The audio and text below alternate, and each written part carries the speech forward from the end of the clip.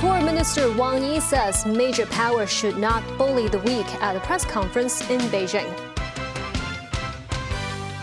Word that 6 more Hong Kong people have been rescued from scam centers in Southeast Asia. And the South Korean court cancels President Yoon Suk-yeol's arrest warrant.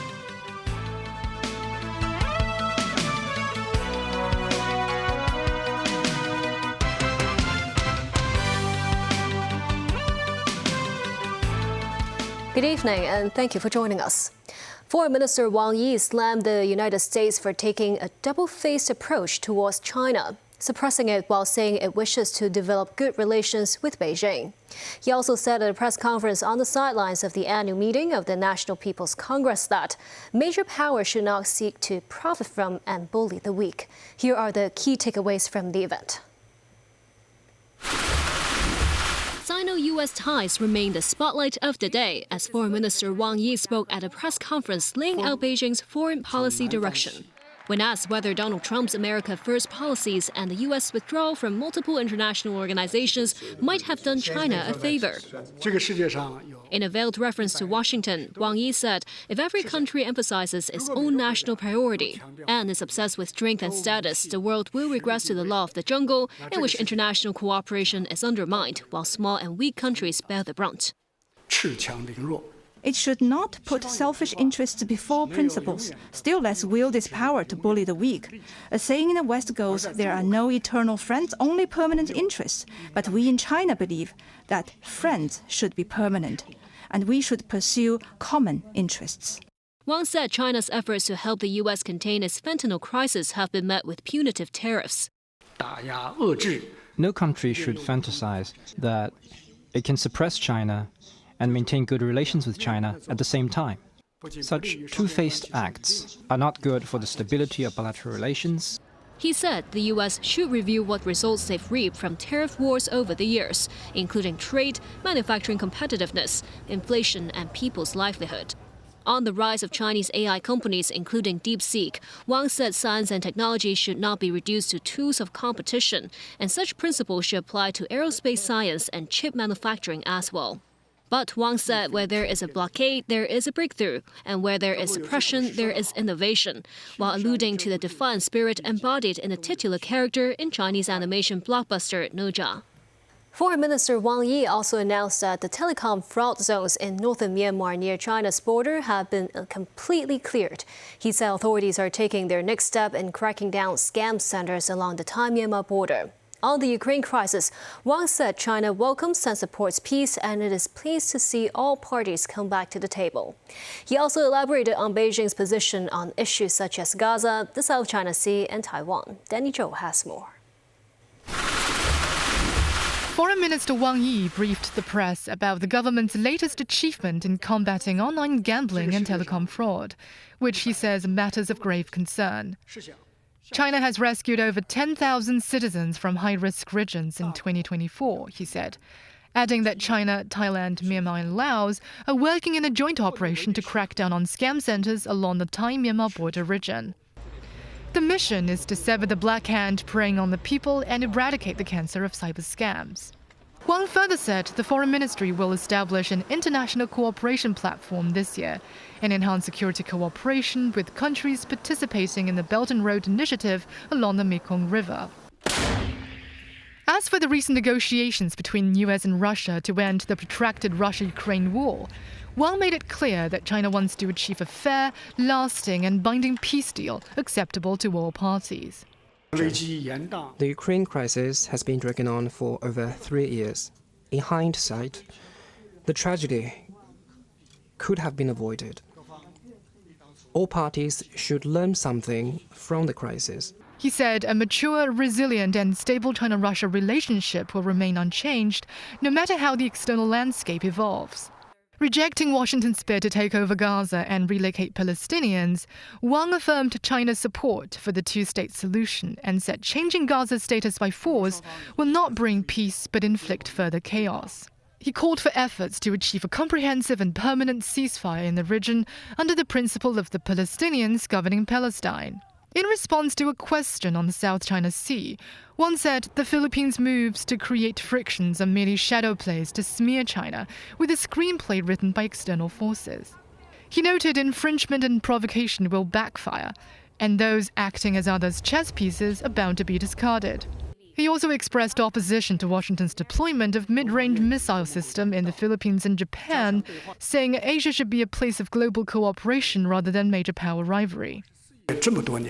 Years have passed since the U.S. released its Indo-Pacific strategy, but what has it done for regional countries?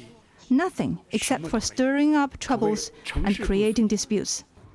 Meanwhile, Wang warned Japan to stop working in the shadow with the so-called Taiwan independent forces and stressed the One China principle is the political foundation for Sino-Japan relations. Stop the propaganda that a Taiwan emergency is a Japanese emergency. As this year marks the 80th anniversary of the recovery of Taiwan, Wang said China's reunification is unstoppable. Danny Zhou, TVB News. 6 more Hong Kong people were rescued after being lured to Southeast Asia and illegally detained there. They are expected to return to Hong Kong at 10 p.m. tonight. After returning from Thailand, Secretary for Security Chris Tang said 3 men and 3 women from Hong Kong aged between 29 and 44 have been freed after being illegally detained for 5 to 7 months. The 6 victims were duped by online efforts which promise avenues to earn quick money. Thai military and police, the Myanmar government, and China's Ministry of Foreign Affairs are among the authorities involved in the operation. So far, 3 Hong Kong citizens have yet to be extricated from these scam parks. South Korea's impeached President Yoon Suk-yeol could soon be released from prison after a court cancelled his arrest warrant. Yoon still faces insurrection charges, which he denies, but is likely to be free until trial. The ruling was based on the timing of the indictment. The court decided it was questionable whether it came after Yoon's initial detention period had expired. The Seoul Central District Court says that raises questions about the legality of the investigation process. The prosecution can appeal, but if they fail, Yoon will be released. The ruling does not dismiss the criminal investigation that led to the president's arrest on January 15th. This is separate from his impeachment, which is still pending before the Constitutional Court. Both cases were triggered by Yoon's declaration of martial law on December 3rd, which saw protests and lasted only 6 hours. All EU leaders have backed plans to increase defense spending and, with the exception of Hungary, to continue to stand by Ukraine. This summit came as Donald Trump appears to be reversing U.S. policies that have traditionally supported Europe. David Garrett reports. I think today history is being written. EU Commission President Ursula von der Leyen had been in meetings with EU leaders and Ukraine's President Zelensky. Von der Leyen outlining how all member states agreed to free up money to boost defence spending amid the threat of Russia. Fact is that Europe is facing a clear and present danger. And this is why I presented the Rearm Europe plan today to the leaders. A plan to give Europe the military capability that it needs to face today's threats. It could mobilize up to 800 billion euros, and it is about taking more responsibility on our shoulders for our own security because the urgency is real. As Zelensky met more leaders, there is concern that Russia, emboldened by the war in Ukraine, could attack an EU country. All 27 members agreed to call on their ministers to examine proposals to beef up military spending. C'est-à-dire que compte tenu de la menace et quoi qu'il advienne. French President Emmanuel Macron says whatever happens in Ukraine, this is just the first step. He says given the Russian threat, Europe must increase its defence capabilities. Macron continues with loans worth 150 billion euros on offer from the EU Commission. Member states will be able to pay for equipment. US President Donald Trump has warned the continent can no longer count on US military support. Macron said on Wednesday when he met Hungary's Prime Minister Viktor Orban that while he wants to believe the US will come to Europe's aid, we have to be ready if that is not the case. Europe failed to talk Hungary into agreeing to a statement supporting Ukraine. Hungary was the only nation in the bloc not to enforce it. Orban, a Trump ally, says Europe cannot afford to sustain Ukraine's war against Russia without US help.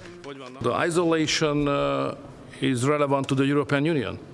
So the European Union has isolated itself from the United States now.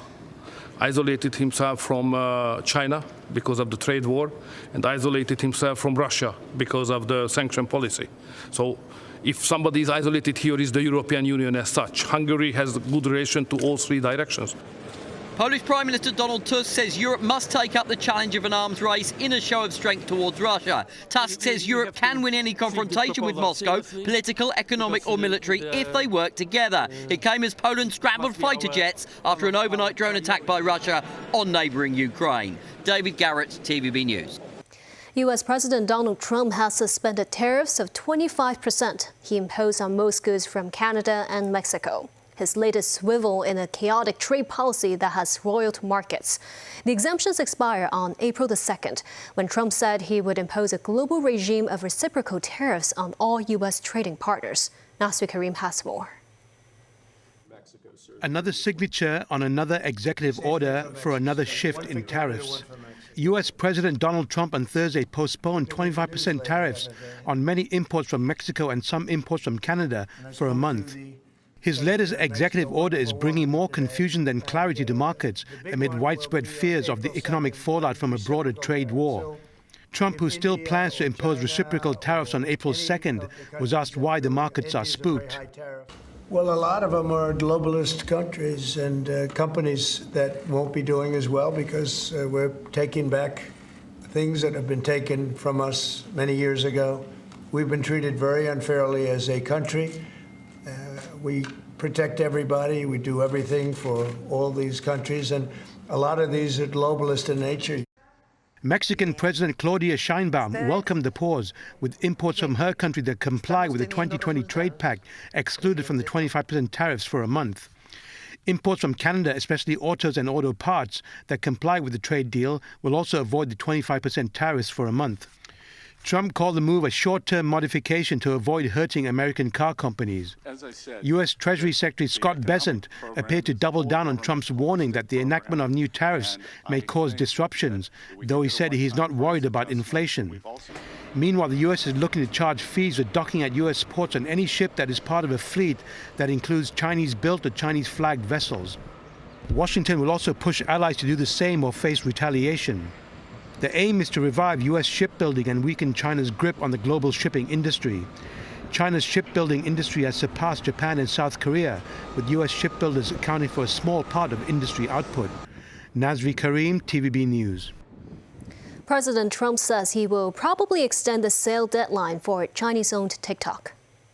TikTok's parent company ByteDance has been given until April 5th to find a buyer after a law was passed in January banning TikTok over security fears.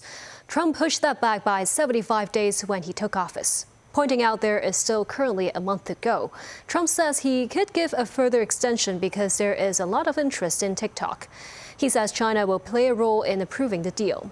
Albania's government will shut down TikTok for 12 months in the next few days because the cabinet blamed the app for inciting violence among children. And still ahead, SpaceX's Starship explodes in space after lifting off from Texas. A survey finds many Hong Kong residents and pregnant women suffer from iodine deficiency. And Live Golf tees up.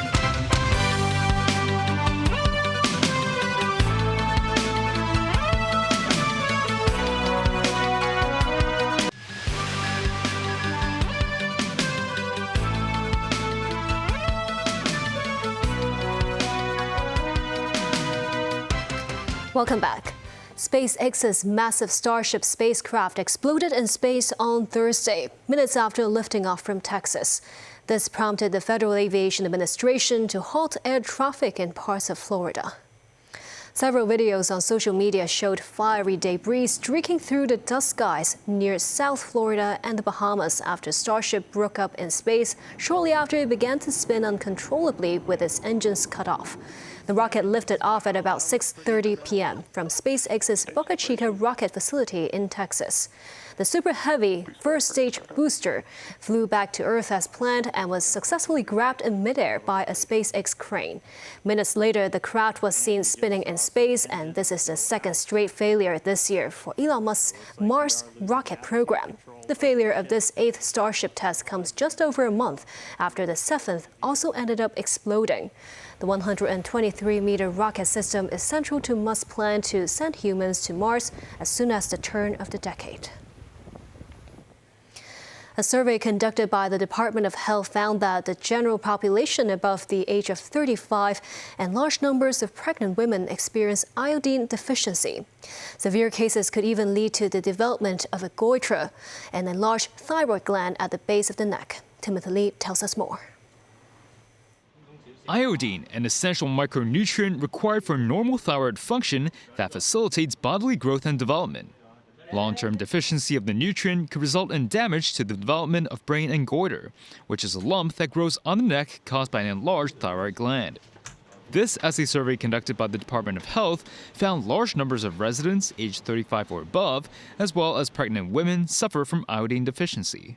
The symptoms are related to the thyroid, the hypothyroidism. So the symptoms include decrease in heart rate and also the tiredness, and also increase in weight, and also sometimes it can cause depression as well, and also lack of energy. In a bid to increase awareness of food that is high in iodine content, the Center for Food Safety collected more than 296 food samples available to the public.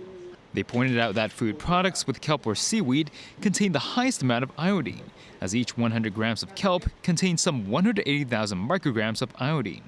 Meanwhile, the Center for Food Safety urged those suffering from thyroid problems to consult healthcare professionals regarding the increase of iodine intake. The Center for Food Safety recommended residents to maintain a healthy iodine-rich diet by incorporating ingredients such as prawns, seaweed, fish, and eggs into their dishes. Consumers are also advised to use iodized salt instead of ordinary table salt when seasoning their food. Timothy Lee, TVB News. The Consumer Council has so far received 12 complaints about spectators being forced to leave the venue of the World Snooker Grand Prix before the game was over earlier this week. The Consumer Watchdog has also received 8 complaints from ticket holders about snooker star Ronnie O'Sullivan's withdrawal from matches. The fiasco unfolded on the first night of the World Snooker Grand Prix held at the Kai-Tak Sports Park. Spectators were kicked out before the event concluded. The Consumer Council has received at least 12 complaints. 4 of them are about spectators being forced to leave mid-match. Julie Wang, Executive Director of the Consumer Council, said the watchdog discussed with the event organizer and suggested more flexible compensation offers because some people might not be able to watch the tournaments on the other 2 days. Wang said a ticket refund is not an option and proposed offering gifts to the affected spectators. Meanwhile, the Consumer Council has received 8 additional complaints related to the withdrawal of snooker star Ronnie O'Sullivan from matches. Wang admits it's comparatively hard to see compensation in such cases, as it's not rare that athletes withdraw from games because of physical ailments. Wang said organizers should take this saga as a lesson and hammer out relevant arrangements with the sports park to prevent similar situations in future. Consumers are also reminded to weigh the uncertainty related to the event before purchasing tickets. And that's the news. Thank you for watching.